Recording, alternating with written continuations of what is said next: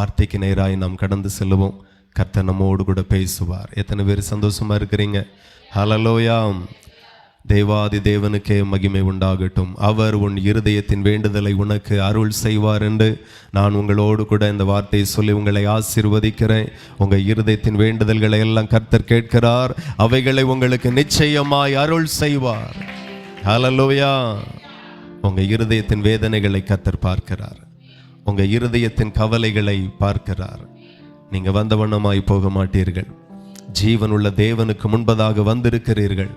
கர்த்தர் உங்களை ஒரு நாளும் வெறுமையாய் அனுப்ப மாட்டார். இன்றைக்கு கர்த்தர் உங்களை ஆசீர்வதித்து தான் அனுப்புவார் என்று நான் விசுவாசத்தோடு சொல்லி உங்களை தைரியப்படுத்துகிறேன். தேவன் நம் நடுவில் பெரிய காரியங்களை செய்வார். ஹல்லேலூயா. ஆண்டவர் நல்லவர். இன்றைக்கும் ஒரு சில காரியத்தை உங்களுக்கு கற்றுக் கொடுக்கும்படி கர்த்தர் எனக்கு வெளிப்படுத்தினார். ஹல்லேலூயா. அதை தான் உங்களுக்கு நான் கற்றுத்தர மிகவும் வாஞ்சையோடு கூட நான் இந்த இடத்துல நின்று கொண்டிருக்கிறேன். பரிசுத்த ஆவியானவரும் என்னோடு கூட இருந்து எனக்கு உதவி செய்வாராக. ஆண்டவருடைய வார்த்தை உங்களுக்காகவும் எனக்காகவும் பரலோகத்தின் தேவனுடைய ஆவியானவர் பேசுவாராக. தேவனுக்கு மகிமை உண்டாகட்டும். தேவ சமூகத்தில் ஜெபிக்கும் போது கர்த்தர் ஒரு காரியத்தை வெளிப்படுத்தினார். ஒப்பு கொடுக்கிற காரியத்தை குறித்து வெளிப்படுத்தினார். தேவனுக்கு உங்களை ஒப்பு கொடுங்கள் என்று ஆண்டவர் வெளிப்படுத்தி தந்தார். ஸோ அந்த வார்த்தையை உங்களுக்கு செய்தியாக இன்றைக்கு நான் சொல்லும்படி உங்கள் நடுவில் கர்த்தரனை நிறுத்தியிருக்கிறார். இந்த வார்த்தையை கேட்கும்போது இந்த வசனங்களுக்கெல்லாம் கேட்கிற கர்த்தருடைய உபதேசங்களுக்கெல்லாம் நான் என்னை அர்ப்பணிப்பேன், முழுவதுமாய் ஒப்பு கொடுப்பேன் என்று சொல்லி ஜெபத்தோடும் உறுதியோடும் தீர்மானத்தோடும் நீங்கள் அமர்ந்திருந்த இந்த செய்தியை கேட்பீர்கள். ஆனால் கர்த்தருக்காய் ஒப்பு கொடுத்தவர்களை கர்த்தர் வாழ வைத்திருக்கிறார். ஹல்லேலூயா. எப்போதுமே பார்த்தீங்கன்னா ஆண்டவர் பொன் பாத்திரத்தை பார்க்கிறவர் அல்ல, வெள்ளி பாத்திரத்தையும் பார்க்கிறவர் அல்ல. எந்த பாத்திரம் எனக்கு ஒப்பு கொடுக்கப்படுகிறது என்று அந்த பாத்திரத்தையே அவர் பார்த்து அந்த பாத்திரத்தையே நிரப்பி அந்த பாத்திரத்தையே உயர்த்துகிறார். கரங்களை தட்டி தேவனை மகிமைப்படுத்துங்க. ஆகவே கர்த்தருக்கு உங்களை ஒப்பு கொடுங்க, தேவனுக்கு உங்களை ஒப்பு கொடுங்க. நீங்கள் ரொம்ப ஆசீர்வாதமாக இருப்பீர்கள். நீங்கள் வந்த வண்ணமாய் போக மாட்டீர்கள்.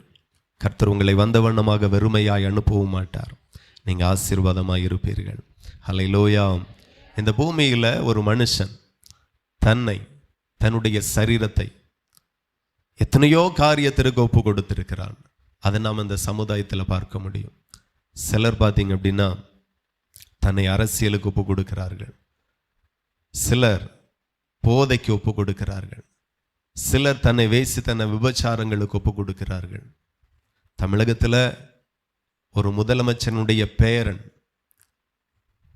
பல மாதங்களாக போதைப் பொருளுக்கு அடிமையானது நிமித்தமாக சரீரம் பாதிக்கப்பட்டு மூளை பாதிக்கப்பட்டு இன்று வரையிலும் தீவிர சிகிச்சை பிரிவில் இருக்கிறாங்க. எல்லாருக்கும் தெரியும் போதை தீமையானது, உடலுக்கு கேடானது, மதுபானம் உடலுக்கு கேடானது, மோசமானது. எல்லாமே தெரிந்தாலும் பணத்தை செலவு பண்ணி தன் வாழ்க்கையை தன்னை அதற்கு ஒப்பு கொடுக்கிறதை நாம் பார்க்கிறோம். அதனால் வரக்கூடிய விளைவோ பலகீனம், நோய், மரணம், படுத்த படுக்கை. இப்படி வாழ்க்கையே ஒரு நல்ல துறையில் பணியாற்றி கொண்டிருந்தவர், நல்ல பிஸ்னஸ்மேன், ஆனால் இன்றைக்கு பாதிக்கப்பட்டு இருக்கிறாங்க. காரணம் தீமைக்கு தன்னை ஒப்பு கொடுக்கிறதுனால தீமையான காரியமும் அவர்களுக்கு வருகிறது. நான் சொல்லுகிற நன்மைக்கு உங்களை ஒப்பு கொடுங்க, கர்த்தர் நன்மையானதை கட்டளையிடுவார். எத்தனை பேர் விசுவாசிக்கிறீர்கள்? நன்மைக்கு ஒப்பு கொடுங்க, உங்களை தீமைக்கு ஒப்பு கொடுக்காதிருங்க. கர்த்தருக்கு ஒப்பு கொடுங்க, கர்த்தர் உங்களை வாழ வைப்பார். வேதத்தில் நம்ம நிறைய பகுதிகளில் வாசிக்கிறோம். தன்னை கர்த்தருக்காக ஒப்பு கொடுத்தவர்களை கர்த்தர் ஒரு நாளும் மறக்கல. தன்னுடையதை கர்த்தருக்காய் கொடுத்த ஒருவரையும் கர்த்தர் மறக்கல. நான் சொல்லுகிறேன், உங்க அவயங்களை கர்த்தருக்கு ஒப்பு கொடுங்க, உங்க வாழ்க்கையை கர்த்தருக்கு ஒப்பு கொடுங்க, உங்க இருதயத்தை கர்த்தருக்கு ஒப்பு கொடுங்க. அவர் சொல்லுகிறார், அவருடைய வார்த்தை சொல்லுகிறது, மனுஷன் முகத்தை பார்ப்பான், கர்த்தரோ இருதயத்தை பார்க்கிறார். ஹல்லேலூயா. முகத்தை பார்த்து ஏமாறுகிற ஆண்டவர் அல்ல, இருதயத்தை பார்த்து புரிந்து கொள்ளுகிற கர்த்தராய் இருக்கிறார். ஆகவே இருதயம் எதற்கு ஒப்பு கொடுக்கப்பட்டிருக்கிறது என்கிறதை கர்த்தர் கவனிக்கிறார். நம்ம ஆசை இச்சை எல்லாவற்றையும் சிலுவையில் அறைந்தவர்களாக கிறிஸ்துவுக்கு நம்ம ஒப்பு கொடுப்போம். ஒரு மனுஷன் ஆண்டவருக்கு தன்னை ஒப்பு கொடுத்து விட்டால், அவருடைய சத்தியத்திற்கு ஒப்பு கொடுத்து விட்டால், அவருடைய உபதேசத்திற்கு ஒப்பு கொடுத்து விட்டால், அவருடைய இருதயம் என்றென்றைக்கும் மகிழுகிறது அந்த மனுஷன் நிமித்தமாய். ஹல்லேலூயா. அன்னாள் ரொம்ப நாள் குழந்தை பாக்கியம் இல்லை, ஒரே ஒரு குழந்தை கிடைக்காதா? ஒரே ஒரு குழந்தை எனக்கு கிடைத்தால் நான் அந்த குழந்தையை கர்த்தருக்காகவே ஒப்பு கொடுப்பேன் என்றாள். ஹல்லேலூயா. தனக்கு இருந்த ஒரு குழந்தையும் கர்த்தருக்காக ஒப்பு கொடுத்தாள். ஆண்டவருடைய சமூகத்தில் விட்டுட்டு போனார். இன்னைக்கு நாம நம்மளுடைய பிள்ளைய காணாம எவ்வளோ நாள் இருப்போம் அப்படிங்கிறது நமக்கு தெரியாது. ஒரு 2 நாள் சொந்தக்காரங்க வீட்டில் போய் பிள்ளை தங்க போனால் கூட வீடு வெறுமையான மாதிரி, எதையோ இழந்த மாதிரி, எத்தனையோ விதமான ஒரு ஃபீல் நமக்குள்ளாய் வருகிறது. ஆமாவா இல்லையா? ஹல்லேலூயா. ஆனா அவள் பிள்ளையை முழுவதுமாக கர்த்தருக்கே ஒப்பு கொடுத்தாள். கர்த்தர் அவளை பார்க்கிறார். ஹல்லேலூயா. 1 சாமுவேல் 2ஆம் அதிகாரம் 20வது வசனத்துல தன்னுடைய பிள்ளையை கர்த்தருக்காய் ஒப்பு கொடுத்த அன்னாளை குறித்து எழுதப்பட்டிருக்கிறது. 1 சாமுவேல் 2வது அதிகாரம் 20வது வசனம். ஏலி எல்கானாவையும் அவன் மனைவியும் ஆசீர்வதித்து இந்த ஸ்திரீ கர்த்தருக்கென்று ஒப்பு கொடுத்ததற்கு சொல்லி ஒப்பு கொடுத்ததற்கு பதிலாக கர்த்தர் உனக்கு அவளாலே சந்தானம் கட்டளையிடுவாராக என்றார். கர்த்தர் அவளாலே உனக்கு சந்தானத்தை கட்டளையிடுவார். எப்போதுமே கர்த்தர் நம்மிடத்துல வாங்கி கொண்டு நமக்கு திருப்பி கொடுக்காமல் இருக்கிற தேவன் அல்ல. நம்ம எதை கர்த்தருக்கு கொடுக்கிறோமோ அதை அவர் மனப்பூர்வமாய் அங்கீகரித்து, அவர் அங்கீகரித்ததற்கு அடையாளமாக பல மடங்காய் திருப்பியும் கொடுக்கிற தேவனாய் இருக்கிறார். எத்தனை பேர் விசுவாசிக்கிறீர்கள்? நீங்க திரும்ப பெற்றுக்கொள்ளுவீர்கள், 1000 மடங்காய் பெற்றுக்கொள்ளுவீர்கள். உங்களை மிகவும் சிறக்க பண்ணுவார். உங்களுடைய குறைவுகள் இயேசுவின் நாமத்தில் இன்றைக்கு நிச்சயமாய் மாறும் என்று நான் விசுவாசத்தோடு சொல்லுகிறேன். ஹல்லேலூயா. கர்த்தர் நல்லவர். இன்றைக்கும் கவனிக்க வேண்டும் தேவனுடைய பிள்ளைகள். கர்த்தர் நல்லவர். ஆண்டவருக்கு மகிமை. அப்போ ஆண்டவருடைய சமூகத்தில் தன்னுடைய ஒரே பிள்ளையை அவள் ஒப்பு கொடுக்கிறாள். கர்த்தர் அது நிமித்தமாய் அவளை மறுபடியும் பிள்ளைத்தாச்சி ஆக்கி குழந்தைகளை பெற்றெடுக்கும்படி கர்த்தர் கிருபை கொடுக்கிறார். நல்ல கவனிங்க. கர்த்தருக்காய் ஒப்பு கொடுத்த பிள்ளையை கர்த்தர் மிகவும் ஆசீர்வதிக்கிறார். இன்றைக்கு ஒரு தீர்மானம் எடுக்க போகிறோம். என்னை முழுவதுமாய் கர்த்தருக்கு ஒப்பு கொடுப்பேன். என்னை முழுவதுமாய் கர்த்தருக்கு ஒப்பு கொடுப்பேன். என் குடும்பத்தை கர்த்தருக்கு ஒப்பு கொடுப்பேன். என்னுடைய சரீரத்தை கர்த்தருக்கு ஒப்பு கொடுப்பேன். என் வீடை கர்த்தருக்கு ஒப்பு கொடுப்பேன். எனக்கு உண்டான எல்லாவற்றையும் கர்த்தருக்கு ஒப்பு கொடுப்பேன். நம்மளிடத்துல என்னெல்லாம் இருக்கிறதோ அத்தனையிலையும் கர்த்தருக்கு ஒரு பங்கு இருக்க வேண்டும். ஆமென். ஒரு வீடாக இருக்கட்டும், அந்த வீடு நாம குடியிருக்கிற வீடாக இருந்தாலும் அந்த வீடு கர்த்தருக்கென்று சொல்லி ஒரு ஜெப வீடாய் மாற வேண்டும். எத்தனை பேர் ஆசைப்படுகிறீர்கள்? அப்படியே கர்த்தரின் வீடை ஆசீர்வதிப்பாராக. அப்படியே கர்த்தரின் வீடை மாற்றுவாராக. அவர் வாசம் பண்ணுகிற வீடாய், அவர் மகிமைப்படுகிற வீடாய் என் வீடு ஆசீர்வதிக்கப்படட்டும். ஹல்லேலூயா. இஸ்ரவேலின் தேவன் நம் நடுவில் பெரிய காரியங்களை செய்வாராக.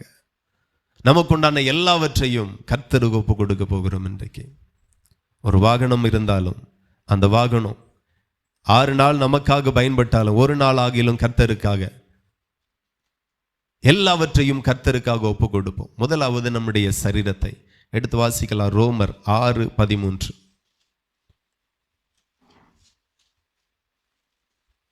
ரோமர் 6ஆம் அதிகாரம் 13வது வசனம். நீங்கள் உங்கள் அவயவங்களை அநீதியின் ஆயுதங்களாக பாவத்திற்கு ஒப்பு கொடாமல் உங்களை மரித்தோலிருந்து பிழைத்திருக்கிறவர்களாக தேவனுக்கு ஒப்பு கொடுத்து உங்கள் அவயவங்களை நீதிக்குரிய ஆயுதங்களாக தேவனுக்கு ஒப்பு கொடுங்கள். ஆமென். ஹல்லேலூயா. பரலோகத்தின் தேவனுடைய நாமத்திற்கு மகிமை உண்டாகட்டும். கர்த்தருடைய வார்த்தை சொல்லுகிறது, உங்கள் அவயங்களை அநீதியின் ஆயுதங்களாக பாவத்துக்கு ஒப்பு கொடாமல் உங்களை மரித்தோரிலிருந்து பிழைத்திருக்கிறவர்களாக தேவனுக்கு ஒப்பு கொடுத்து உங்கள் அவயங்களை நீதிக்குரிய ஆயுதங்களாக தேவனுக்கு ஒப்பு கொடுங்கள் என்று ஆண்டவர் சொல்லுகிறார். நமக்கு என்னென்ன அவயங்கள் இருக்கிறதோ அதை அத்தனையும் கர்த்தருக்கென்று சொல்லி நாம் இன்றைக்கு ஒப்பு கொடுக்க போகிறோம். ஹல்லேலூயா. நமக்கு ஆண்டவர் நல்ல வாயை தந்திருக்கிறார். உலகத்தை பேசி கொண்டு இருக்கும்படி அல்ல, பாவத்தை பேசி கொண்டு இருக்கும்படி அல்ல, இச்சையை பேசும்படி அல்ல, அவரை துதிக்கும்படியாக, அவரை ஆராதிக்கும்படியாக. ஆகையினால ஜெபிக்கும் போதெல்லாம் நல்ல வாயை திறந்து ஜெபம் பண்ணுங்க. ஆராதிக்கும் போது நல்ல வாயை திறந்து ஆராதிங்க. ஒப்பு கொடுக்கப்பட்ட வாயெல்லாம் ஏக சத்தமாய் கர்த்தரை துதிக்கும். வாய் கர்த்தருக்கு ஒப்பு கொடுக்கப்பட்ட வாயா இருக்கணும். எந்த இடத்திலையும் எந்த சூழ்நிலைகளிலேயும் இருதயத்தில் ஒரு காரியத்தை எப்போதுமே வைத்துக் கொள்ளுங்கள். இந்த நாவு கர்த்தருக்காய் நான் ஒப்பு கொடுத்திருக்கிறேன், ஆகையினால பொய்யுக்கு இதில் இடம் இல்லை, தூசணை வார்த்தை பேசுக்கு இதில் இடம் இல்லை, எரிச்சலை பேசுக்கு இதில் இடம் இல்லை, பொறாமைகளை பேசுக்கு இடம் இல்லை, கோளு சொல்லக்கு இதில் இடம் இல்லை. இந்த நாவு என் தேவனுக்கு ஒப்பு கொடுக்கப்பட்ட பாத்திரம். எத்தனை பேர் நம்புகிறீர்கள்? இந்த நாவை நான் தேவனுக்கு ஒப்பு கொடுக்கிறேன், இந்த நாவை என் கர்த்தருக்கு ஒப்பு கொடுக்கிறேன். ஆகையினாலதான் ஆண்டவர் இந்த இடத்துல சொல்லுகிறார், நீங்கள் உங்கள் அவயங்களை அநீதியின் ஆயுதங்களாக பாவத்திற்கு ஒப்பு கொடாமல் அதை கர்த்தருக்கு ஒப்பு கொடுங்கள் என்று சொல்லி. எப்போதுமே இந்த நாவில கர்த்தரை துதிக்கிற துதி இருப்பதாக.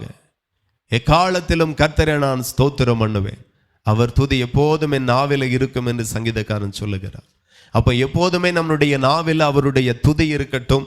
துதிக்காக கர்த்தர் நமக்கு நாவை தந்திருக்கிறார் என்கிற ஒரு சிந்தை நமக்குள்ளாக இருக்கட்டும்.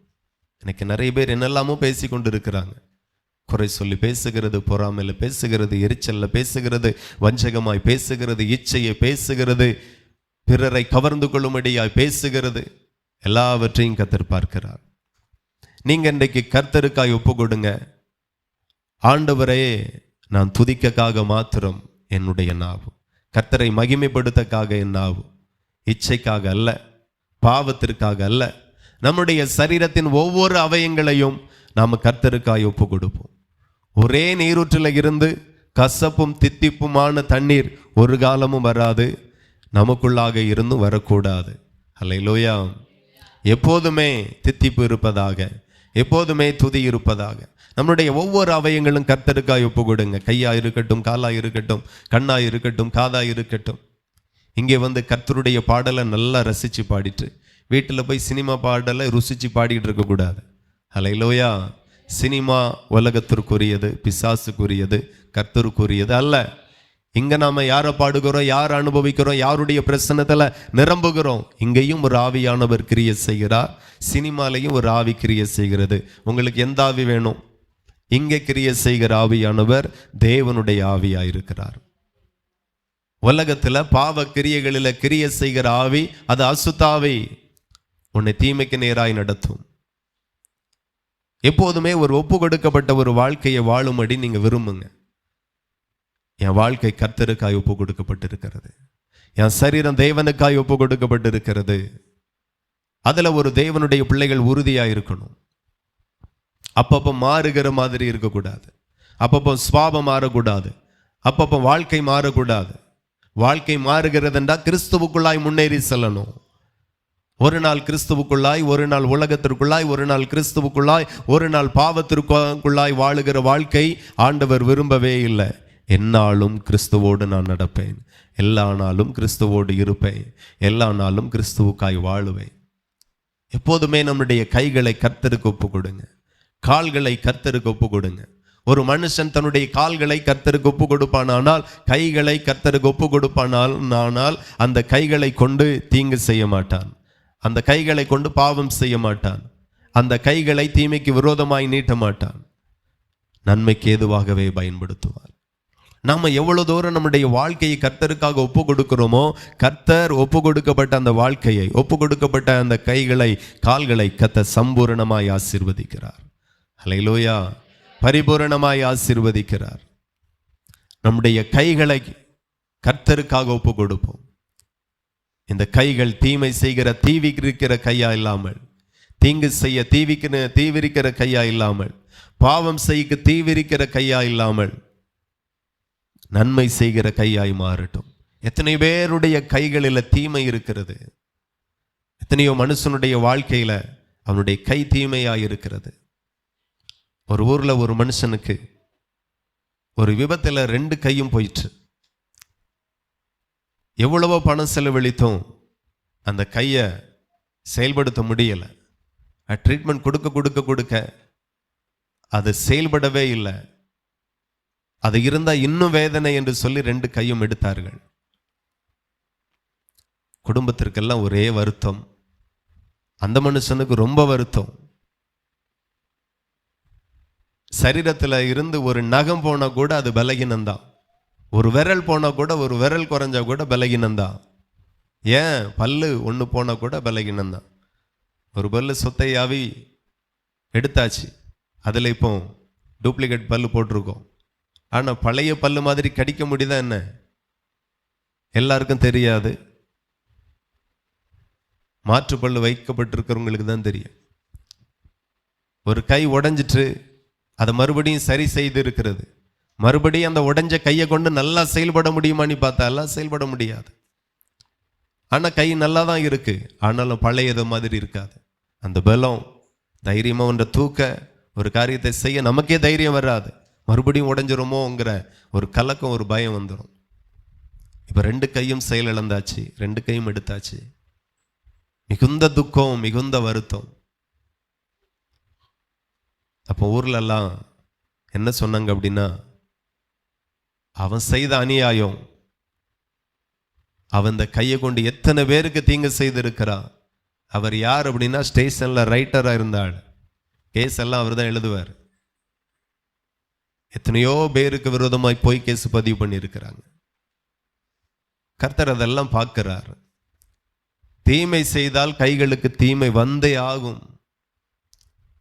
நன்மை செய்கிற கரங்களை கர்த்தர் ஐஸ்வர்யத்தினால நிரப்புகிறார், நன்மையினால நிரப்புகிறார்.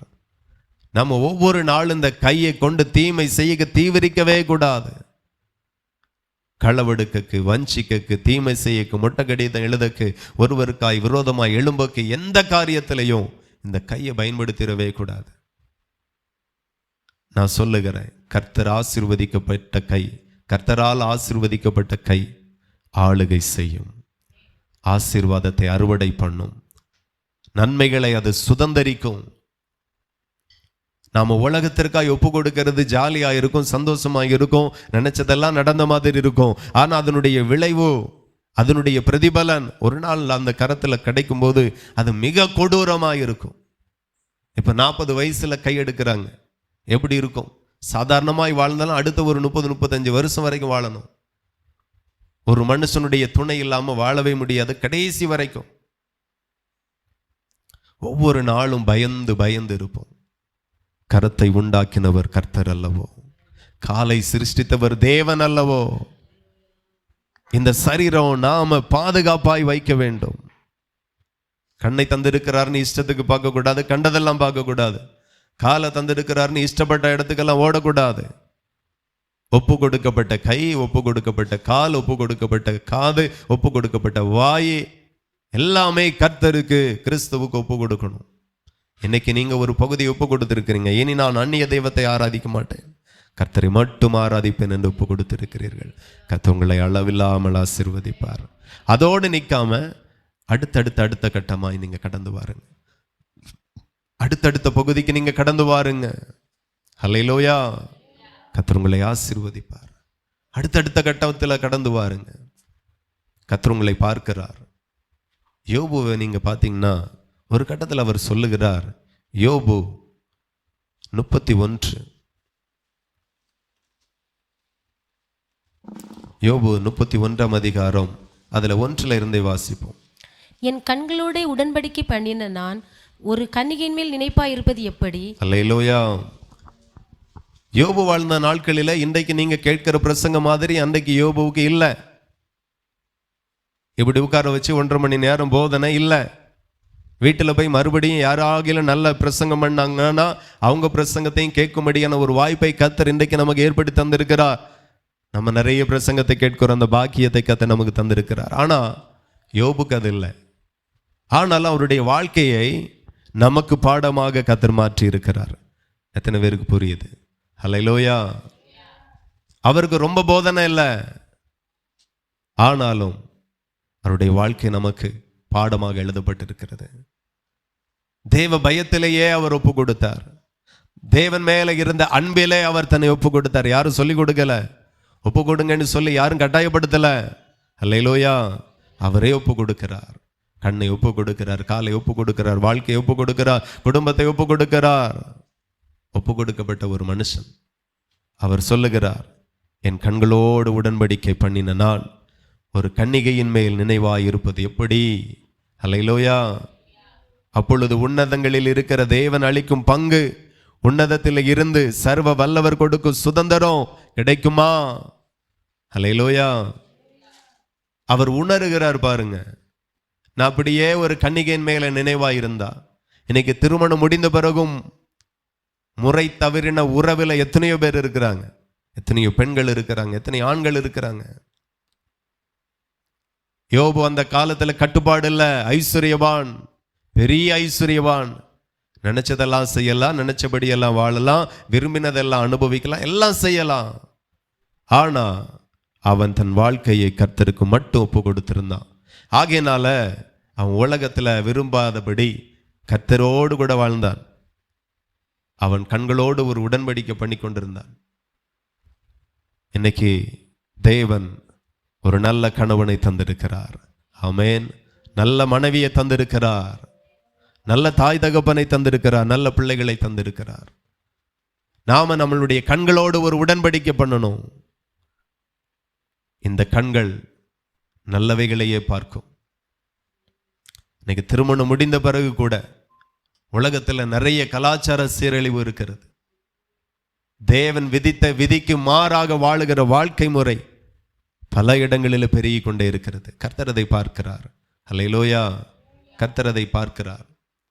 பல இடத்துல கலாச்சார சீரழிவு. ஆண் ஆணோடு இருக்கிறான், பெண் பெண்ணோடு இருக்கிறாள்.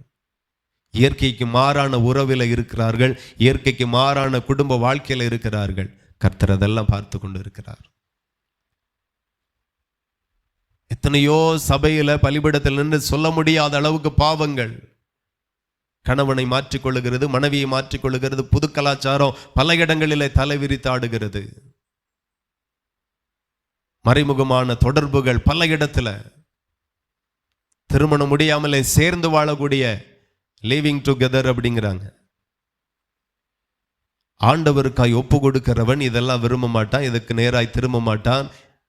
ஆண்டவருக்காய் உங்களுடைய வாழ்க்கையை, உங்க சரீரத்தை, உங்க சரீர அவயங்களை ஒவ்வொன்றையும் கர்த்தருக்கு ஒப்பு கொடுங்க.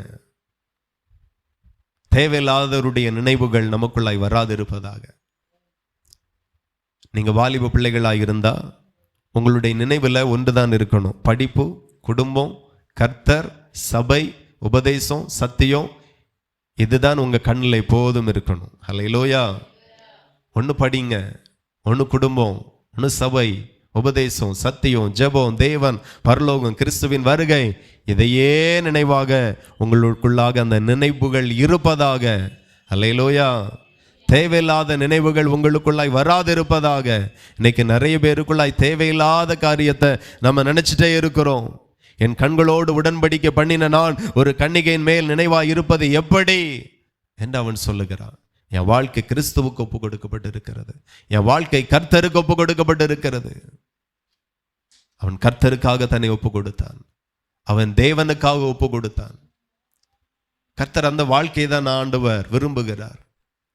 ஆண்டவருக்காக நீங்க எதெல்லாம் விட்டு கொடுக்கிறீங்களோ, ஒப்பு கொடுக்கிறீங்களோ, அதெல்லாம் கர்த்தர் பார்க்கிறார். அவைகள் எல்லாம் கர்த்தர் அங்கீகரிக்கிறார். அதற்குரிய ஒரு பெரிய பிரதிபலனை கர்த்தர் நிறைவாய் கர்த்தர் நமக்கு கொடுக்கிறார். எத்தனை பேருக்கு புரியுது? ஹல்லேலூயா. நிறைவான பலனை கர்த்தர் கொடுக்கிறார். ஆகவே தேவனுடைய பிள்ளைகள் உங்க வாழ்க்கையை ஒப்பு கொடுங்க. கண்ணை ஒப்பு கொடுங்க, காதை ஒப்பு கொடுங்க, கையை ஒப்பு கொடுங்க, கால்களை ஒப்பு கொடுங்க. வசனத்திற்காக ஒப்பு கொடுங்க, உபதேசத்திற்காக ஒப்பு கொடுங்க, சத்தியத்திற்காக ஒப்பு கொடுங்க, கிறிஸ்துவுக்காக ஒப்பு கொடுங்க. கர்த்தர் அதை விரும்புகிறார். ஒரு பக்கம் வசனத்தை வாசிக்கிறோம், ஒரு பக்கம் வசனத்தை கேட்கிறோம், ஒரு பக்கம் வசனத்தை இருதயத்தில் உணர்கிறோம். ஆனாலும் வாழ்க்கை மட்டும் மாறல, கிரியைகள் மட்டும் மாறல, செயல்களில் மாற்றங்கள் வரல. இப்படிப்பட்ட எத்தனையோ பேரை சமுதாயத்தில் பார்க்க முடிகிறது. நான் சொல்லுகிறேன், கடைசி வரைக்கும் வாழ்க்கை மாறாது, சூழ்நிலை மாறாது, நிலைமைகள் மாறாது, போராட்டங்கள் மாறாது. எல்லாம் இருக்கிற மாதிரியே இருக்கும். இருக்கிறது 2 மடங்காய் கூடும். ஆனால் ஒப்பு கொடுப்பீர்கள் ஆனால் கர்த்தர் யோபுவை மிகவும் ஆசீர்வதித்தார். ஹல்லேலூயா. மிகவும் ஆசீர்வதித்தார். முன்னிலைமை பார்க்கிலும் பின்னிலைமை அதிகமாய் ஆசீர்வதித்தார். நான் சொல்லுகிறேன், ரட்சிக்கப்படக்கு முன்பதாக நீங்கள் எப்படி வேணாலும் இருந்திருக்கலாம். ரட்சிக்கப்பட்ட பிறகு உங்கள் வாழ்க்கை மாறினால் உங்கள் வாழ்க்கையும் மாறும். கிறிஸ்துவுக்குள்ளாய் வந்த பிறகு, வரக்கு முன்பதாக உங்கள் வாழ்க்கை எப்படி வேணாலும் இருக்கலாம். வந்த பிறகு கிறிஸ்துவுக்காய் வாழுங்க, வாழ ஒப்பு கொடுங்க. வசனத்திற்காய் வாழுங்க, வாழ ஒப்பு கொடுங்க. அதுக்கு பிறகு நீங்கள் பாருங்க, கிறிஸ்துக்குள்ளாய் வரக்கு முன்பதாக இருந்த வாழ்க்கையில் இருக்கிற பிரச்சனைகள், தோல்விகள், நெருக்கங்கள், நிந்தைகள், அவமானங்கள், குறைவுகள், தரித்திரங்கள் இது ஒன்றும் இல்லாமல் இது இனி தேடியும் காணாதிருப்பாய் என்று சொன்ன மாதிரியே கர்த்தர் உன் வாழ்க்கையை பல மடங்கு ஆசீர்வதித்து உயர்த்துவார். ஹல்லேலூயா. உங்கள் வாழ்க்கை சேமா இருக்காது, பழைய மாதிரியே இருக்காது. நாளுக்கு நாள் நிச்சயமாய் கர்த்தர் உங்களை விருத்தி அடைய பண்ணுவார். எத்தனை பேர் நம்புறீங்க? நாளுக்கு நாள் கிறிஸ்து உங்களை விருத்தி அடைய பண்ணுவார். நாளுக்கு நாள் கர்த்தர் உங்களை விருத்தி அடைய பண்ணுவார். தாவீது நாளுக்கு நாள் விருத்தி அடைந்தான் என்று வேதத்தில் வாசிக்கிறோம். நிச்சயமாய் நான் சொல்லுகிறேன், உங்களையும் கர்த்தர் விருத்தி அடைய பண்ணுவார். நீங்கள் விருத்தி அடைவீர்கள். எப்போ? ஆண்டவருக்காக ஒப்பு கொடுக்கும்போது. எதை ஒப்பு கொடுத்தாலும் கர்த்தர் சந்தோஷப்படுகிறார். அவை எங்கள் கைகள், கால்கள், வாய், கண்ணு, இருதயம். இன்னைக்கு சிலர் ஆராதனில் இருக்கலாம், ஆனால் இருதயம் வேற எங்கேயோ இருக்கும். நான் சொல்லுகிறேன், ஆராதனில் நீங்களும் ஆவி, ஆத்மா, சரீரம் முழுவதும் கர்த்தரோடு இருப்பதாக, கர்த்தரோடு இருப்பதாக. அது ரொம்ப முக்கியம். நிறைய பேருக்கு அப்படி இல்லை. ஆளு தான் இங்கே இருக்கும், ஆத்மா வேற எங்கேயோ இருக்கும். அப்படி ஒருவரும் இருக்காதபடி கர்த்தருக்கு ஒப்பு கொடுக்கப்படுகிற ஒரு வாழ்க்கை, கர்த்தர் அதில் சந்தோஷப்படுகிறார். இன்னைக்கு நாம் விரும்புகிறோம், ஆபிரகாமை போல ஆசீர்வதிக்கப்படணும், யோபுவை போல ஆசீர்வதிக்கப்படணும், உயர்த்தப்படணும் நாம் விரும்புகிறோம். ஆனால் அது சாத்தியமே? அப்படிதான் கர்த்தர் உங்களையும் ஆசீர்வதிக்க விரும்புகிறார். ஆபிரகாமை கர்த்தர் சீமானாய் ஆசீர்வதித்து உயர்த்தி வைத்தார். அப்படிதான் உங்களையும் ஆசீர்வதிக்க விரும்புகிறார். ஆனால் அந்த ஆசீர்வாதம் எல்லாம் எப்போ வரும், என்னைக்கு வரும், எப்படி நம்ம பெற்றுக்கொள்ளுவோம் என்றால், ஒப்பு கொடுக்கும்போது நீங்கள் ஒப்பு கொடுக்கும்போது உங்களுக்கு முன்பதாக பெரிய பெரிய வாசல்களை ஆண்டவர் திறந்து தருவார். இன்னைக்கும் எனக்கு தெரிஞ்ச நிறைய பேர் இருக்காங்க, வயசு இப்போ 45-50 ஆகுது. அவங்க படித்த நாட்களிலே கிளாஸ் ஃபஸ்ட்டாக வந்தவங்க, ஸ்கூல் ஃபஸ்ட்டாக வந்தவங்க, காலேஜ் ஃபஸ்ட்டாக வந்தவங்க, படிப்பில் பயங்கரமான கில்லாடி. ஆனால் இன்றைக்கும் அவர்களுக்கு நல்ல வேலை இல்லை, நல்ல வேலை கிடைக்கல, படித்த படிப்புக்கு ஏற்ற வேலை கிடைக்கல. இதிலிருந்து உங்களுக்கு என்ன புரியுது? அவர்களுக்கான வாசல் அவர்களுக்கு இதுவரையிலும் கர்த்தர் திறக்கல. ஆனா சிலர் படிச்சிருப்பாங்க, நல்லா படிச்சிருப்பாங்க, படிச்சு முடிச்சதோட நல்ல வேலைக்கான வாசலை கர்த்தரை திறந்து கொடுத்தார். நல்ல வெளிநாட்டு பிரயாணங்களை கர்த்தரை வாய்க்க பண்ணினார். எத்தனையோ பேர் வெளிநாட்டுக்கு போய் ஏமாற்றப்பட்டு திரும்ப வந்தார்கள். ஆனால் இவர்கள் இன்றளவிலையும் அந்நிய தேசத்தில் கர்த்தரால் ஆசீர்வதிக்கப்பட்டவர்களாய், அந்நிய தேசத்தில் கர்த்தரால் உயர்த்தப்பட்டவர்களாய் ஆசீர்வாதமாய் இருக்கிறார்கள். காரணம், அவர்களுக்கு முன்பதாய் தேவன் வாசலை திறக்கிறார். நான் சொல்லுகிற உங்களுக்கு முன்பதாகவும் மகிமையான வாசலை கர்த்தர் இன்றைக்கு திறப்பார். கரங்களை தட்டி உன்னதமான தேவனை நல்ல கனம் பண்ணுங்க. ஹல்லேலூயா. பரலோக தேவனுக்கு மகிமை உண்டாகட்டும். உங்களுக்கு முன்பதாகவும் நிச்சயம் கர்த்தர் உங்களை ஆசீர்வதிப்பார். ஹல்லேலூயா. நிச்சயம் பெரிய பெரிய வாசல்களை கர்த்தர் திறப்பார். எத்தனை பேர் நம்புறீங்க? எனக்கு முன்பதாக, என் பிள்ளைகளுக்கு முன்பதாக பெரிய பெரிய வாசல்களை கர்த்தர் திறப்பார். மகிமையான வாசல்கள் திறக்கப்படும். நான் சொல்லுகிறேன், ஒப்பு கொடுத்து பாருங்க. கைகளை ஒப்பு கொடுத்து பாருங்க, வாழ்க்கையை ஒப்பு கொடுத்து பாருங்க. இன்னைக்கு எனக்கு தெரிஞ்ச நிறைய பேர் இருக்காங்க, ரட்சிக்கப்பட்டு 15 வருஷம் ஆகுது. அன்னைக்கும் மறைமுகமாக குடிச்சாங்க, அன்னைக்கும் மறைமுகமாக சிகரெட் குடிச்சாங்க, இன்னைக்கும் மறைமுகமாக குடிச்சிட்டு தான் இருக்காங்க. வாழ்க்கை ஒப்பு கொடுக்கப்படவே இல்லை, தன்னை கர்த்தருக்கு ஒப்பு கொடுக்கவே இல்லை, தன்னுடைய ஆசை இச்சைகளை இன்னும் சிலுவையில் அறையவே இல்லை. அப்போ சிலுவையில் கர்த்தர் நமக்காக சம்பாதித்த அந்த ஐஸ்வர்யம் எங்க வரும்? சிலுவையில் ஏன் அவர் தரித்திரமானார்? நம்முடைய தரித்திரத்துக்காக அவர் தரித்திரமானார். நம்மை ஐஸ்வர்யவானாய் மாற்றும்படி அவர் தரித்திரமானார். சிலுவையில் அவர் நமக்காக ஐஸ்வர்யங்களை ஆசீர்வாதங்களை சம்பாதித்தார். என்றைக்கு நாம நம்முடைய ஆசை இச்சைகளை சிலுவையில் அறையுகிறோமோ அன்றைக்கு சிலுவையின் ஆசீர்வாதம் உங்க மேல வரும். கரங்களை தட்டி அப்பாவை மகிமைப்படுத்துங்க. நீங்க ஆசீர்வாதமாய் இருக்கிறத தேவன் விரும்புகிறார். வாழ்க்கை மாறட்டும். எப்படி சிலரால முடிகிறது எனக்கு தெரியல. ஆண்டவரை ஆராதிக்காம, தேடாம, துதிக்காம. ஆமென். ஞாயிற்றுக்கிழமைனாலே நமக்கு ஒரு ஆசை, கர்த்தரை ஆராதிக்கணும். ஏன்னா நாம கர்த்தருக்காக ஒப்பு கொடுத்திருக்கிறோம். வாழ்க்கையில சாகிறது வரைக்கும் நமக்கு நிறைய காரியங்கள் வரும். நிறைய காரியங்கள் முக்கியமான காரியமாக இருக்கும். நான் சொல்லுகிறேன், வாழ்க்கையில் கர்த்தர் உங்களுக்கு கொடுத்த நாட்களை முக்கியத்துவப்படுத்துங்க, கர்த்தருக்கு ஒப்பு கொடுங்க. கிறிஸ்துவை தாண்டி யாரும் நமக்கு முக்கியம் இல்லை. இயேசு கிறிஸ்துவை தாண்டி, அவருடைய சபையை தாண்டி, அவருடைய சத்தியத்தை தாண்டி வேற ஏதோ நமக்கு முக்கியம் இல்லை. எத்தனை பேர் ஒப்பு கொடுக்க முடியும்? இன்னைக்கு எனக்கு முக்கியமான ஃபங்க்ஷன் இருக்கு, 10:45 முடிச்சா யாரும் ஒன்றும் சொல்ல முடியாது. யாரும் சொல்ல மாட்டீங்க, யாரும் கேள்வி கேட்பீங்களா? அப்படியெல்லாம் முடிச்சுட்டு போகக்கூடாது அப்படின்ட்டு. ஆனால் நான் என் கிறிஸ்துவுக்காக ஒப்பு கொடுக்கப்பட்டிருக்கிறேன். இந்த ஆராதனை எவ்வளவு நேரம் நடத்த தேவ ஆவியானவர் என்னை நடத்துகிறார், அது வரைக்கும் நடக்கும். ஆராதனை நேரத்தின் ஒழுங்கு வரைக்கும் அது நடக்கும். எத்தனை அவசரமா இருந்தாலும் ஜீவன் இருக்கிறது வரைக்கும் இந்த நாளை, இந்த நேரத்தை கிறிஸ்துவுக்காக நான் ஒப்பு கொடுத்திருக்கிறேன். செய்து பாருங்க. ஹல்லேலூயா. ஒப்பு கொடுங்க. கர்த்தர் நல்லவர். தேவாதி தேவன் பெரிய காரியங்களை செய்கிறார். ஒப்பு கொடுக்காம எதுவும் வராது. இன்னைக்கு நிறைய பேருடைய வாழ்க்கை கிறிஸ்துவுக்காய் ஒப்பு கொடுக்கப்படாத ஒரு வாழ்க்கையா இருக்கிறது. கிறிஸ்துக்கு ஒப்பு கொடுக்கிற காரியத்தில் குறைபட்டவர்களாய் நாம் இருக்கிறோம். முப்பிதாக்களை கர்த்தர் ஆசீர்வதித்ததற்கு இதுதான் ரகசியமாய் இருந்துச்சு. அவர்கள் கண்களை ஒப்பு கொடுத்திருந்தார்கள், இருதயத்தை கர்த்தருக்கு ஒப்பு கொடுத்திருந்தார்கள், நாட்களை கர்த்தருக்காய் ஒப்பு கொடுத்திருந்தார்கள். எல்லாம் கிறிஸ்துக்காய் ஒப்பு கொடுக்க கர்த்தர் அவர்களுக்கு கொடுத்தது மிக அதிகம். எண்ணி முடியாததாய் கர்த்தர் பெருக பண்ணினார். வானத்தின் நட்சத்திரங்களைப் போல பெருக பண்ணினார். கடற்கரை மணலத்தனையாய் கர்த்தர் பெருக பண்ணினார். கிறிஸ்து நம்மை பெருக பண்ணுகிறவர். கிறிஸ்து உங்களை பெருக பண்ணுகிறவர். ஹல்லேலூயா. எப்போதுமே நம்முடைய அவயங்களை கிறிஸ்துவுக்காய் ஒப்பு கொடுப்போம்.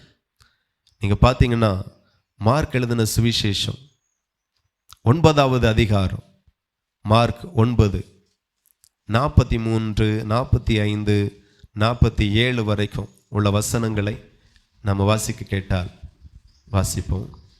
உன் கை உனக்கு இடறல் உண்டாக்கினால் அதை தரித்து போடு. ஹல்லேலூயா. நீ 2 கையுடையவனாய் அவியாத அக்கினியிலுள்ள நகரத்தில் போவதை பார்க்கிலும் ஊனனாய் ஜீவனுக்குள் பிரவேசிப்பது உனக்கு நலமாயிருக்கும். ஆமென். ஹல்லேலூயா. இந்த இடத்துல நீங்க வாசிக்க கேட்டீர்கள். கர்த்தர் ஒரு மனுஷனுடைய அவயத்தை குறித்து சொல்லுகிறார். ஆமென். ஆமா. உன் கை உனக்கு இடறல் உண்டாக்கினால் அதை நீ தரித்து போடு. சிலர் சொல்லுவாங்க தெரியுமா, எனக்கு விட முடியல. இன்னைக்கு நிறைய குடிகார சகோதரர்கள் சொல்லுகிற காரியம் தான், எனக்கு விட முடியல. திருமணம் முடிஞ்ச பிறகும் கள்ள தொடர்புல இருக்கிற நிறைய ஆண்களும் பெண்களும் என்ன மறக்க முடியல, அவளை மறக்க முடியல, பார்க்காம இருக்க முடியல, பேசாம இருக்க முடியல. இதை தான் சொல்லுகிறத நாம கேட்கிறோம். ஆண்டவர் சொல்லுகிறார், விட முடியலையா கையை தரிச்சிரு. காரணம், ஒப்பு கொடுக்கப்பட்ட வாழ்க்கையை பரலோகத்தின் தேவன் அவ்வளவாய் விரும்புகிறார். அல்லேலூயா. உன்னால முடியல, பாவத்தை விட முடியல, கை இருக்கிறதுனால தானே செய்யற. பரிசுத்த வாழ்க்கையை எவ்வளவு தீவிரமாய் நாம செயல்படுத்தணும், வாழணும் என்கிறது இந்த வசனமே அதற்கு சாட்சி. அல்லேலூயா.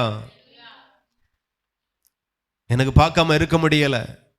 இன்னைக்கு வட இந்தியாவிலும் தென்னிந்தியாவிலும் எத்தனையோ பிள்ளைகள் ஆபாசங்களை பார்க்காம இருக்க முடியல, ஆபாச வீடியோக்களை பார்க்காம இருக்க முடியலையா? வசனம் சொல்லுகிறது, கண்ணை பிடிங்கிரு. அல்லேலூயா. பரிசுத்த வாழ்க்கைக்காக பரிசுத்தமாய் வாழும்படியாக ஒரு கண்ணு போனாலும் பரவாயில்ல, காலு போனாலும் பரவாயில்ல, ஆனா நீ பரிசுத்தமாய் வாழ்ந்துரு. இந்த பூமியில எதை வேண்டாலும் இழக்கலாம், ஆனா அந்த பூமியில பரலோக ராஜ்யத்தை நம்ம ஒரு நாளும் இழந்துடக்கூடாது. அதற்காக கர்த்தர் இவ்வளோ காரியத்தை முக்கியத்துவப்படுத்தி வேதத்தில் எழுதி வைத்திருக்கிறார். சில நேரத்தில் நாம் அதெல்லாம் உணர்கிறது இல்லை. பாவமும் செய்கிறோம், ஆண்டவரையும் பின்பற்றுவோம். ஆகவே மிக கடினமாய் ஆண்டவர் இந்த வசனத்தை சொல்லுகிறார், இந்த வார்த்தையை வேதத்தில் எழுதுகிறார். எல்லாம் வேண்டாம், எல்லாம் வேண்டாம். கர்த்தர் நல்லவர். எடுத்து வாசிக்கலாம். யாக்கோபு 313வது பக்கம் கிட்ட வரும். வேதத்தின் கடைசி பகுதியில் 313வது பக்கத்துக்கு திருப்புங்க. யாக்கோபு 3ஆம் அதிகாரம் 5-6 வாசிப்போம். அப்படியே நாவானதும் சிறிய அவயவமாய் இருந்தும் பெருமையானவைகளை பேசும். பாருங்கள், சிறிய நெருப்பு எவ்வளவு பெரிய காட்டை கொளுத்து விடுகிறது. நாவும் நெருப்புதான். அது அநீதி நிறைந்த உலகம். நம்முடைய அவயவங்களில் நாவானது முழு சரீரத்தையும் கரைப்படுத்தி ஆயுள் சக்கரத்தையும் கொளுத்தி விடுகிறதாயும் நரக அக்கினியால் கொளுத்தப்படுகிறதாயும் இருக்கிறது. ஹல்லேலூயா. ஆண்டவர் சொல்லுகிறார், நாவும் நெருப்புதான், அது அநீதி நிறைந்த உலகம், ஆயுள் சக்கரத்தையே கொளுத்தி விடுகிறது என்று ஆண்டவர் சொல்லுகிறார். ஒவ்வொரு அவயங்களை குறித்து ஆண்டவர் நமக்கு எச்சரிக்கிறார். நாவு நெருப்பு மாதிரி. ஒரு குடும்பத்தை குழப்பணுமா, நாவு தான் காரணம். தன்னுடைய குடும்பத்திலே ஒரு குழப்பத்தை உண்டாக்கணுமா, நாவு தான் காரணம். நாவை நாம ரொம்ப கண்ட்ரோல்ல வைக்கணும். நிறைய பேர் பேசுறத குறைச்சாலே வீட்டில் 90% பிரச்சனை குறைஞ்சிரும். ஹல்லேலூயா. ஆமாம். ஒரு சகோதரி ஒரு மருத்துவரை பார்க்க போனாங்க, ஒரு சாமியாரை பார்க்க போனாங்க. வீட்டில் ஒரே பிரச்சனை, ஒரே சண்டை. என் கணவனார் என்ன அடிக்கிறாரு, அவர் வீட்டுக்குள்ளே வந்தாலே பிரச்சனை அப்படின்னு நிறைய காரியம் பேசிக்கிட்டே இருந்து இந்த சாமியாருக்கு புரிஞ்சிட்டு, பிரச்சனை கணவனார் இல்லை, பிரச்சனை இதுக்கு வாய் அப்படின்ட்டு. அந்தால அவர் சொன்னார், நான் மந்திரத்தில் வச்ச ஒரு சின்ன ஒரு பொருள் இருக்கு, அதை நான் நல்லா இன்னும் மந்திரம் போட்டு உனக்கு தாரேன். உன் கணவனார் வீட்டுக்குள்ள வரையும் நீ அதை எடுத்து நாக்குக்கு கீழே வச்சிக்க. அல்லேலூயா. வச்சு மூடிரு. பிரச்சனை பாரு 3 நாளில் தீந்துரும் அப்படின்னார். ஆமேன். அதே போல் அவர் வீட்டுக்குள்ள வரைச்சல் எல்லாம் இந்த அம்மா அதை எடுத்து நாக்குக்கு கீழே வச்சு வாய முடியும். பிரச்சனை முடியக்கு 3 நாள் இல்லை, 3 செகண்ட்லேயே முடிஞ்சிட்டு. அல்லேலூயா. இதுதான் பிரச்சனை. நாம நம்மளுடைய நாவை வச்சுட்டு சும்மா இருக்கிறது இல்லை. அடுத்த குடும்பத்தில் பிரச்சனையை கொண்டு வருகிறது நம்மளுடைய நாவு தான் பிரச்சனை. நிறைய வீட்டில் பக்கத்து வீட்டாளாலேயே பெரிய பிரச்சனை, பெரிய தொந்தரவு, பெரிய உபத்திரவம். நாவை குறித்து ரொம்ப எச்சரிக்கையா இருக்கும்படி ஆண்டவர் சொல்லுகிறார். எப்போதுமே என்ன பேசினாலும் நீதியை பேசுங்க, அன்பை பேசுங்க, தயவை பேசுங்க, இரக்கத்தை பேசுங்க, பாசத்தை பேசுங்க, பட்சமாய் பேசுங்க, தயவாய் பேசுங்க, தேவனுக்கு பயந்து பேசுங்க. இப்படியெல்லாம் நம்ம பேசும்போது இந்த நாவை ஆண்டவர் ஆசீர்வதிப்பார். ஹல்லேலூயா. நன்மைகளை சுதந்தரிக்கும், நன்மைகளை பேசும், ஆளுகை செய்கிற நாவாய் கர்த்தர் மாற்றுவார். ஹல்லேலூயா. கணம் பொருந்திய நாவாய் மாற்றுவார். இன்னைக்கு நாவை வச்சே நிறைய பேர் சம்பாத்தியம் பண்றாங்க. ஆமேன். வாயை வச்சே பிழைக்கிறான், கட்சியில வாயை வச்சே பிழைக்கிறான்.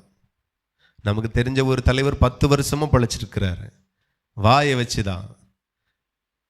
என்ன பேச்சு, 10 வருஷம் ஆச்சு, நிறைய பேசினார், மக்களெல்லாம் நம்பும்படி வச்சார். நம்ம நாவையும் கர்த்தர் அதிகாரப்படுத்துவார். தேவையானதை பேசுவோம், தேவனுக்கு பயந்து பேசுவோம். ஒரு ஒப்பு கொடுங்க. நாவும் கர்த்தருக்காய் ஒப்பு கொடுக்கப்பட்ட நாவாய் இருப்பதாக. கைகள் கர்த்தருக்கு ஒப்பு கொடுக்கப்பட்ட கைகள், கண்கள் கர்த்தருக்கு ஒப்பு கொடுக்கப்பட்ட கண்களாய் இருக்கட்டும். ஏன் அப்படின்னா, ஒரு நாள் இந்த சரீரம் நமக்குரியதாக இருந்துச்சு, கர்த்தரை அறியக்கு முன்பதாக, கர்த்தரிடத்தில் வரக்கு முன்பதாக நம்ம அனுபவிக்கணுங்கிற ஒரு தாட்டு தான் இருந்துச்சே தவிர தேவனுக்காய் வாழணுங்கிற ஒரு தாட்டை நமக்குள்ள கிடையாது. நாம வாழணும், நல்லா அனுபவிக்கணும், விரும்பினது போல வாழணும், சாலமோன் போல சுத்திக்கிட்டு இருந்தோம். ஆனா புதிய ஏற்பாட்டு காலத்துல கிறிஸ்துக்குள்ளாய் வந்த பிறகு இந்த சரீரம் இனி நம்முடையதல்ல. எத்தனை பேருக்கு புரியுது?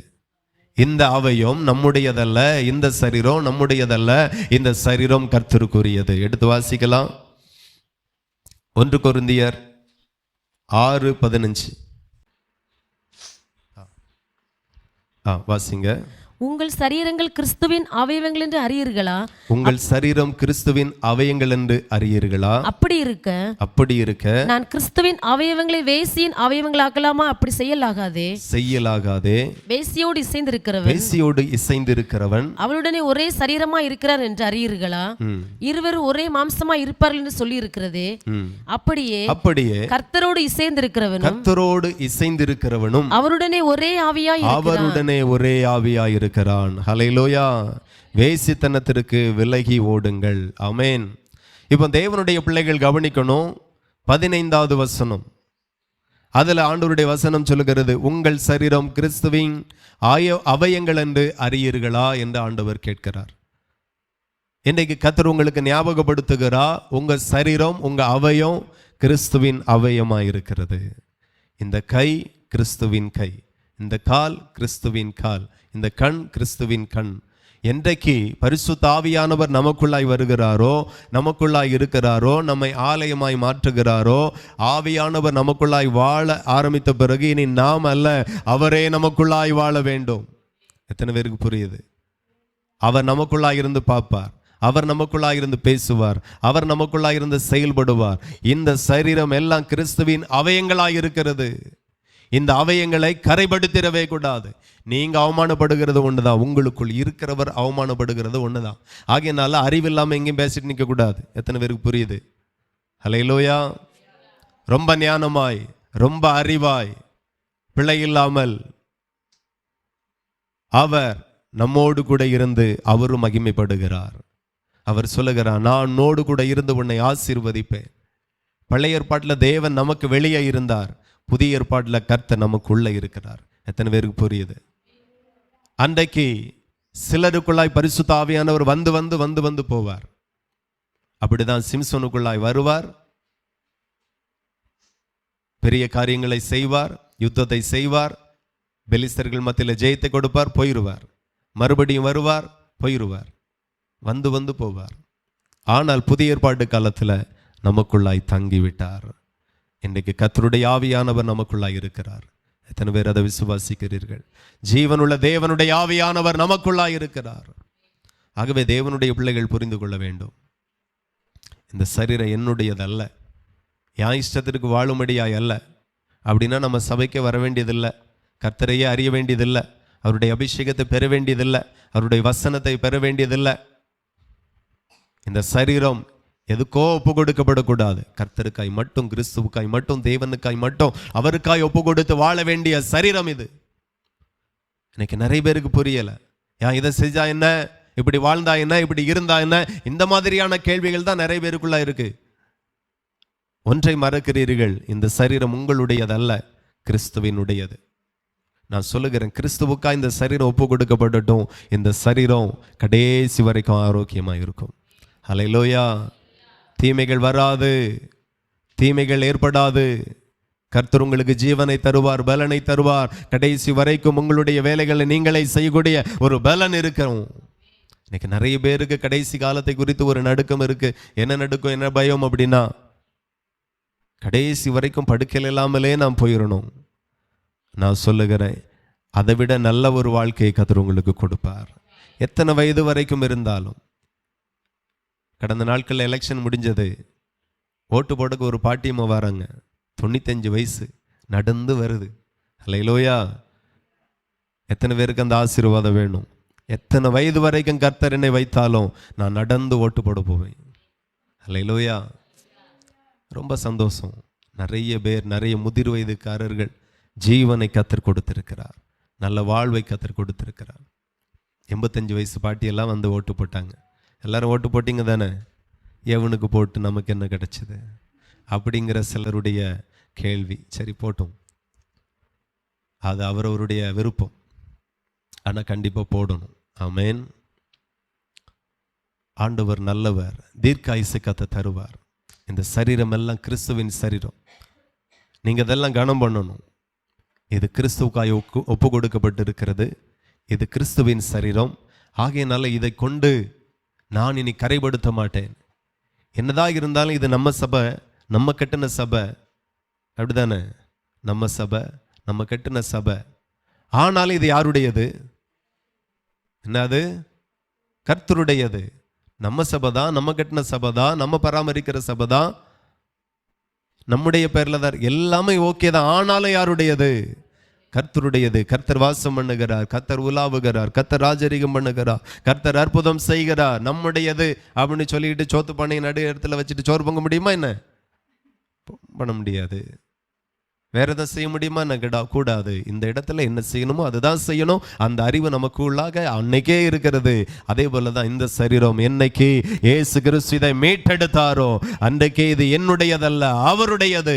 என்னைக்கு நான் இரத்தத்தினால கழுவப்பட்டு ஞான ஸ்நானம் எடுத்தேனோ அன்றைக்கு இந்த சரீரம் என்னுடையதல்ல. என்றைக்கு பரிசுத்த ஆவியானவர் இந்த சரீரத்திற்குள்ளாய் வந்தாரோ அன்றைக்கே இந்த சரீரம் என்னுடையதல்ல, இந்த சரீரம் என் தேவனுடையது, தேவனுக்கானது. அந்த ஒரு அறிவு, அந்த ஒரு ஞானம் நமக்கு வரணும். இன்னைக்கு நிறைய பேருக்குள்ள இல்லை.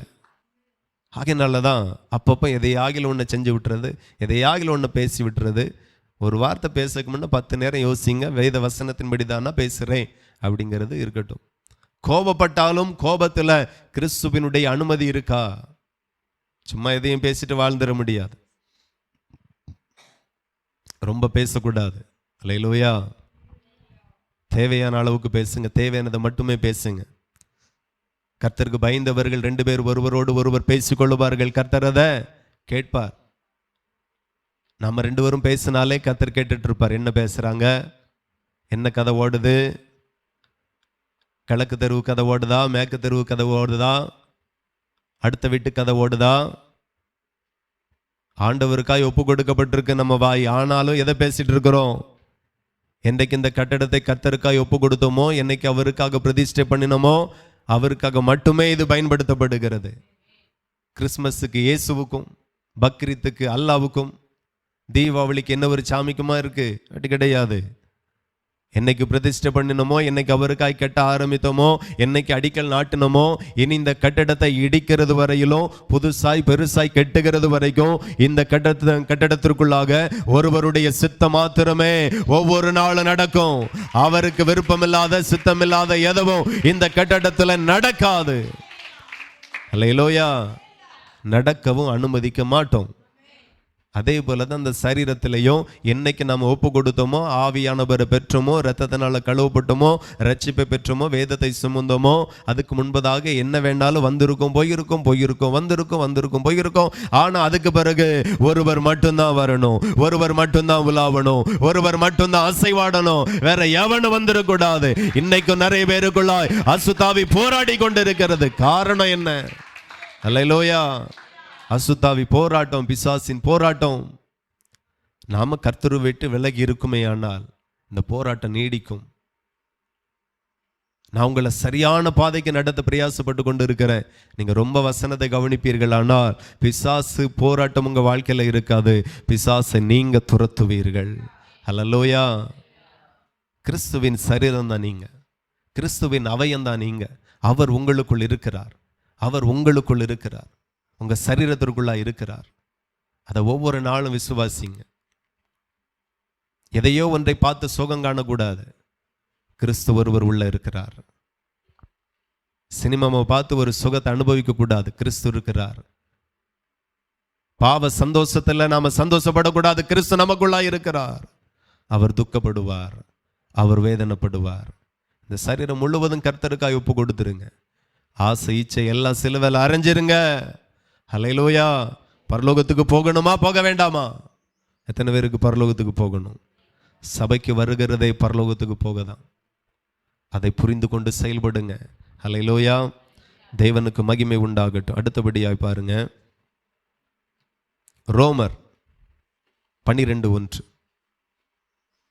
அப்படி இருக்க சகோதரரே, நீங்கள் உங்கள் சரீரங்களை பரிசுத்தமும் தேவனுக்கு பிரியமுமான ஜீவ பலியாக ஒப்பு கொடுக்க வேண்டும் என்று தேவனுடைய இரக்கங்களை முன்னிட்டு உங்களை வேண்டிக் கொள்கிறேன்.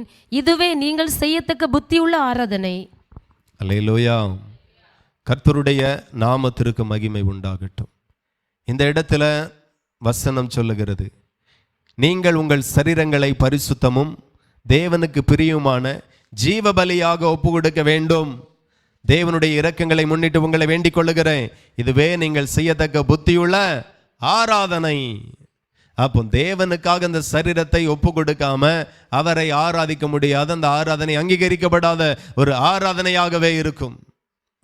ஆகவே தேவனுடைய பிள்ளைகள் புரிந்து கொள்ளுங்க, நீங்கள் உங்கள் சரீரங்களை பரிசுத்தமாகவும் தேவனுக்கு பிரியமான ஜீவ பலியாக ஒப்பு கொடுக்கணும். பழுதுள்ள ஆடையோ மாடையோ கர்த்தருக்கு பலி செலுத்தக்கூடாது பழைய ஏற்பாட்டு காலத்தில். ஆமாவா இல்லையா? ஆமாம். ஊனமானதை கொண்டு போய் வெட்டக்கூடாது. அது ஒரு பிரமாணம் இருந்துச்சு பழைய ஏற்பாட்டு காலத்தில். அதே போல தான் தேவ பிள்ளைகள் பாவ வாழ்க்கையிலேயே நீடித்து கர்த்தருக்கு ஆராதனை செய்ய முடியாது, அவரை ஆராதிக்க முடியாது. பாவ வாழ்க்கை இருக்கு, இச்சையின் வாழ்க்கை உள்ள இருக்கு. ஆனா இங்கே வந்து நான் ஆராதிப்பேன், அந்த ஆராதனை புத்தி உள்ள ஆராதனை இல்லை. அந்த ஊழியம் புத்தி உள்ள ஊழியம் இல்லை. அந்த ஊழியத்தை கர்த்தர் அங்கீகரிக்க மாட்டார், அந்த ஆராதனை அவர் அங்கீகரிக்க மாட்டார். ஜீவ பலியாக பரிசுத்தமாக ஜீவ பலியாக கர்த்தருக்கு ஒப்பு கொடுங்கள் என்று கர்த்தர் கேட்கிறார். ஹல்லேலூயா. ரோமர் 12:1 நாம் இப்படி வாசிக்கிறோம், இதுதான் நீங்கள் புத்தி உள்ள ஆராதனை செய்கிறதற்கு அடையாளம் என்று சொல்லி. இப்போ நல்லா கவனிக்க வேண்டும். அடுத்த வசனத்திற்குள்ளாய் நாம் கடந்து செல்லுவோம்.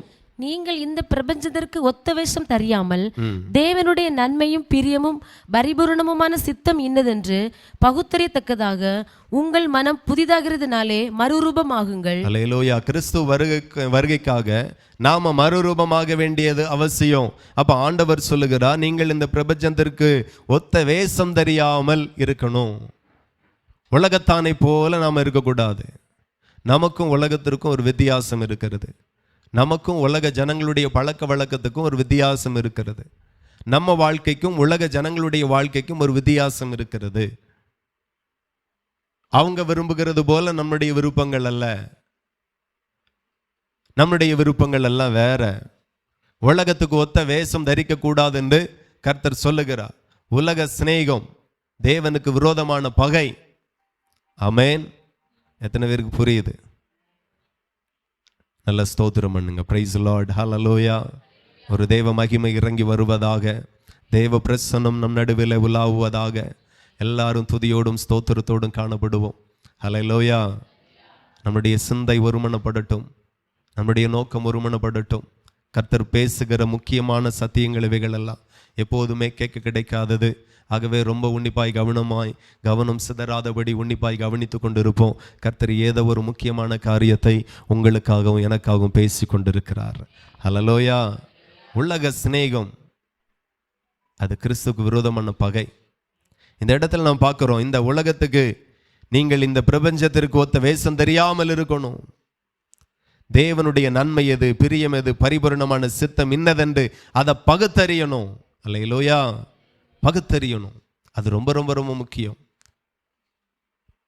என்ன செஞ்சாலும் ஒரு பகுத்தறிவு, வசனத்தின்படி ஒரு அறிவு. நான் செய்கிறது கரெக்டா, வாழ்ற வாழ்க்கை கரெக்டா, இந்த சரீரம் கிறிஸ்துவின் சரீரமாய் இருக்கிறது. அல்லேலூயா. நான் சொல்லுகிறேன், லேவிய ராகத்தில் ஆண்டவர் ஒரு வார்த்தையை எழுதுகிறார்.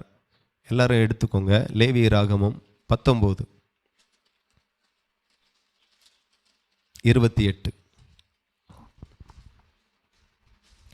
செத்தவனுக்காக உங்கள் சரீரத்தை கீறி கொள்ளாமலும் அடையாளமான எழுத்துக்களை உங்கள் மேலும் குத்தி கொள்ளாமலும் இருப்பீர்களாக, நான் கர்த்தர். அல்லேலூயா. அப்போ வேதத்தின் 150வது பக்கம், வேதத்தின் முதல் பகுதியில் 151வது பக்கம். அப்போ அதில் ஆண்டவர் சொல்லுகிறார், செத்தவனுக்காக உங்கள் சரீரத்தை கீறி கொள்ளாமலும். இப்படிப்பட்ட ஒரு பழக்கம் பழைய ஏற்பாட்டு காலத்தில் இருந்திருக்கிறது, அந்நியர்களுக்குள்ளாக இருந்திருக்கிறது.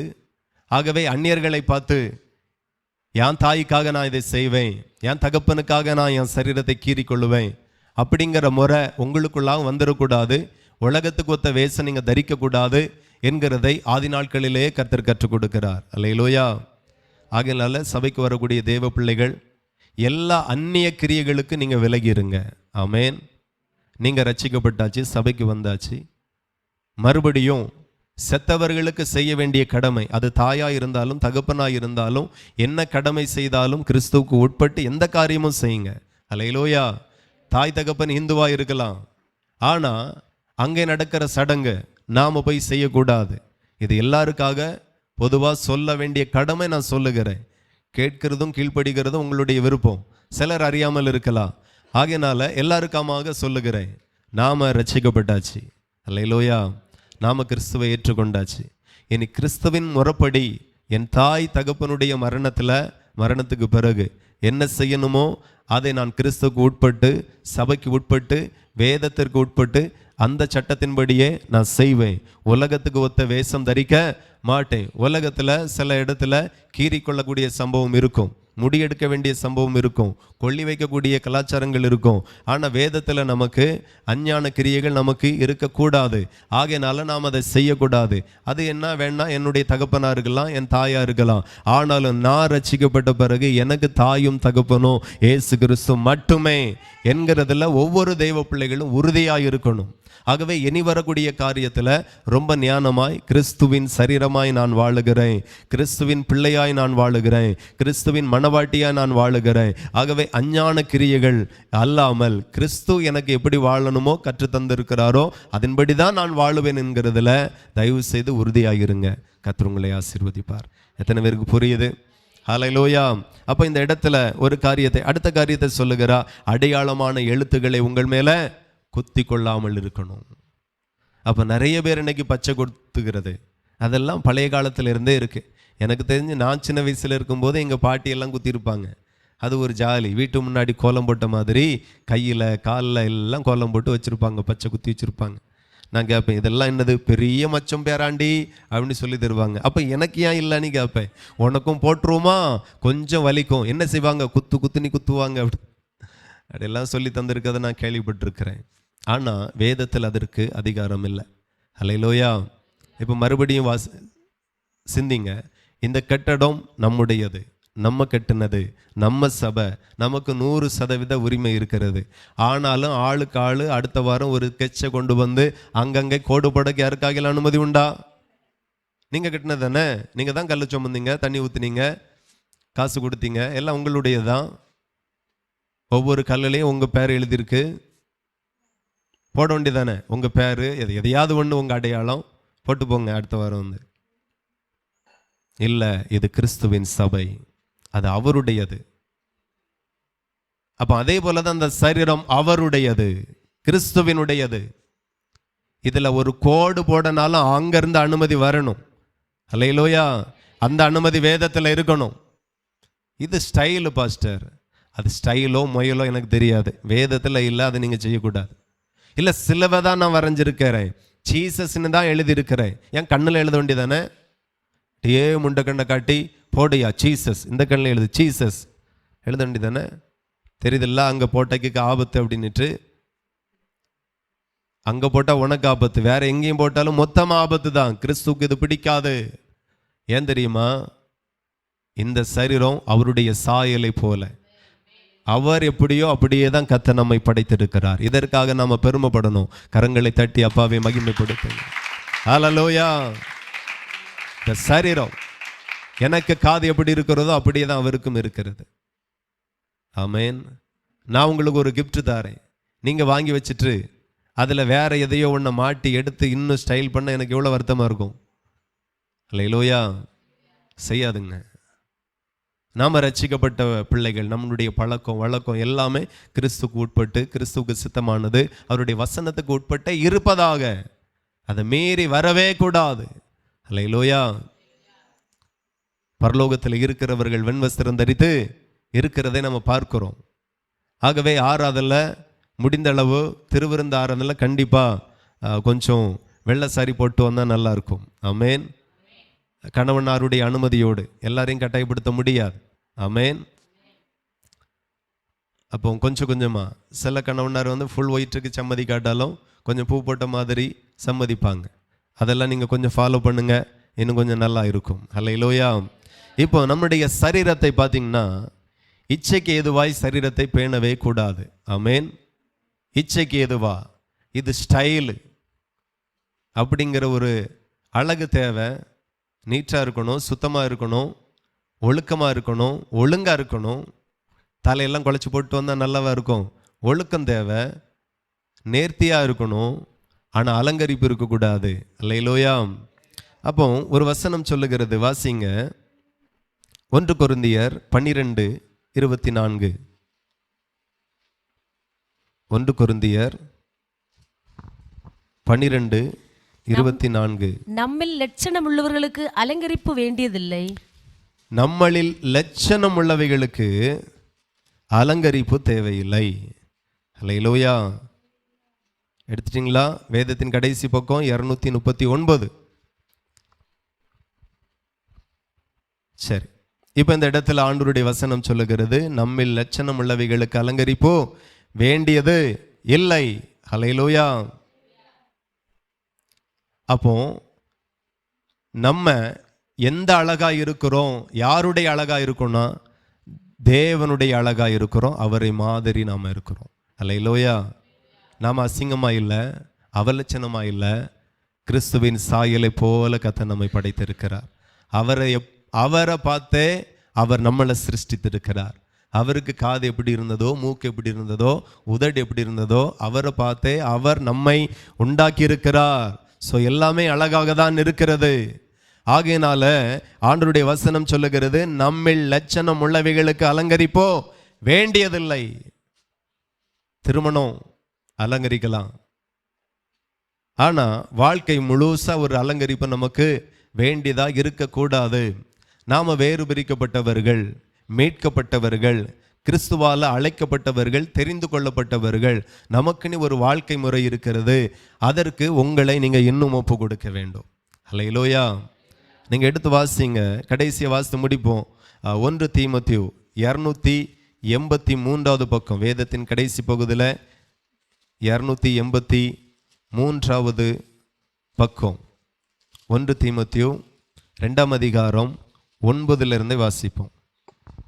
ஸ்திரீகளும் மயிரை பின்னுதலினாலாவது, பொன்னினாலாவது, முத்துக்களினாலாவது, விலையேறப்பட்ட வஸ்திரத்தினாலாவது தங்களை அலங்கரியாமல் தகுதியான வஸ்திரத்தினாலும் நாணத்தினாலும் தெளிந்த புத்தியினாலும் தேவ பக்தி உள்ளவர்கள் என்று சொல்லிக் கொள்ளுகிற ஸ்திரீகளுக்கு ஏற்றபடியே நற்கிரியைகளினாலும் தங்களை அலங்கரிக்க வேண்டும்.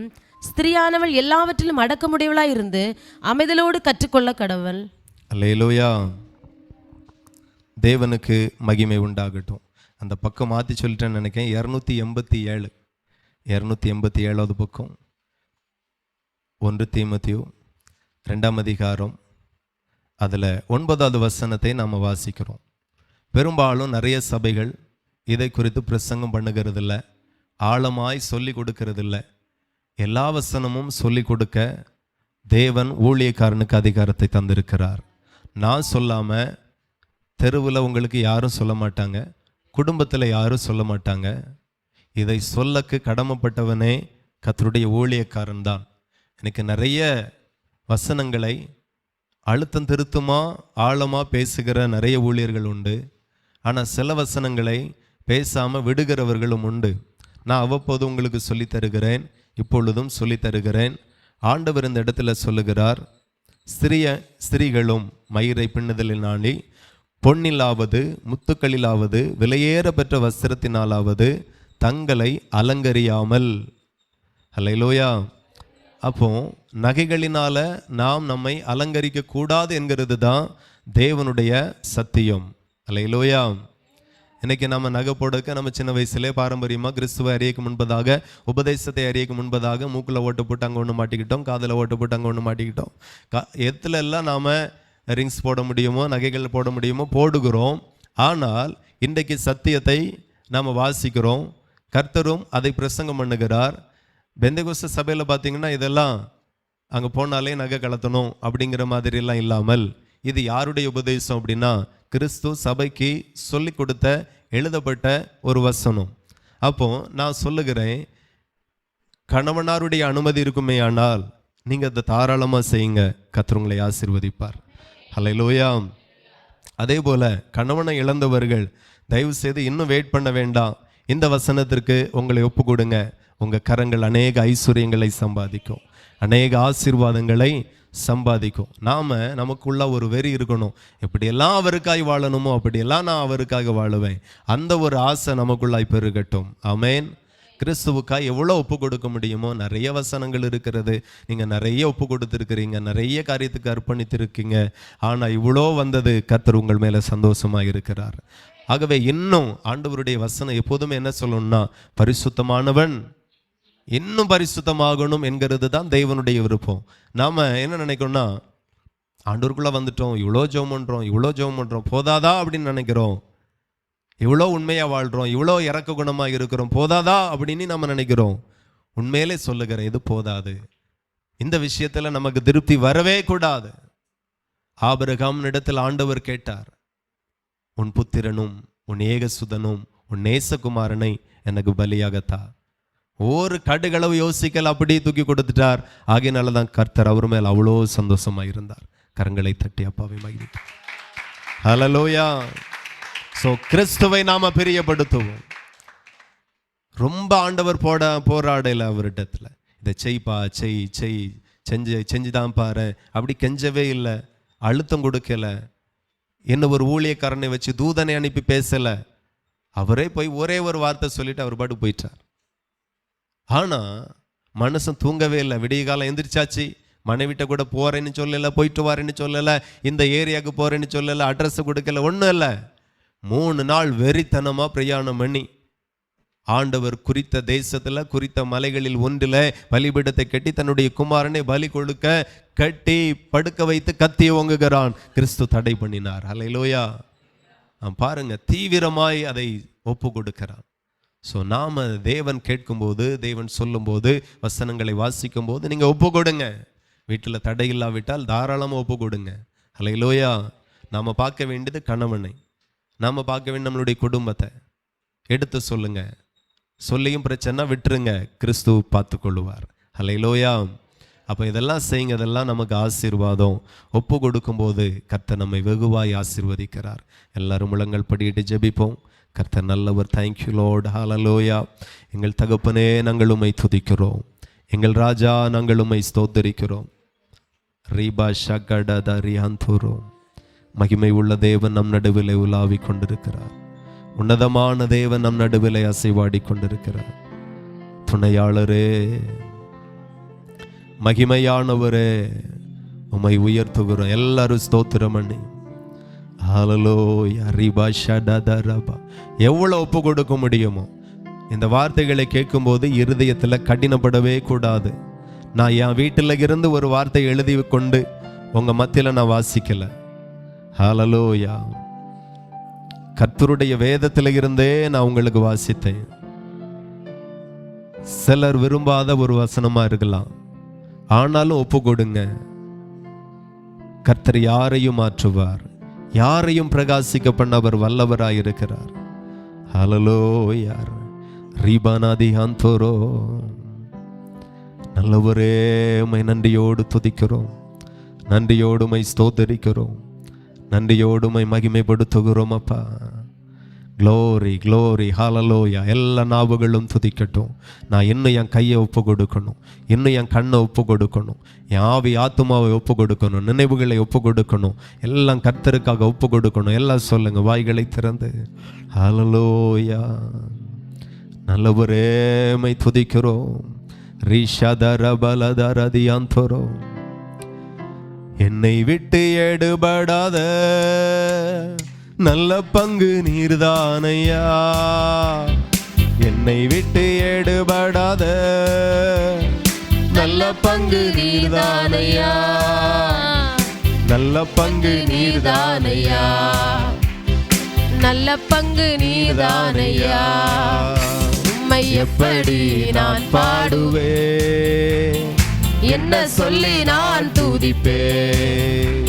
உம்மை எப்படி நான் பாடுவேன், என்ன சொல்லி நான் துதிப்பேன்.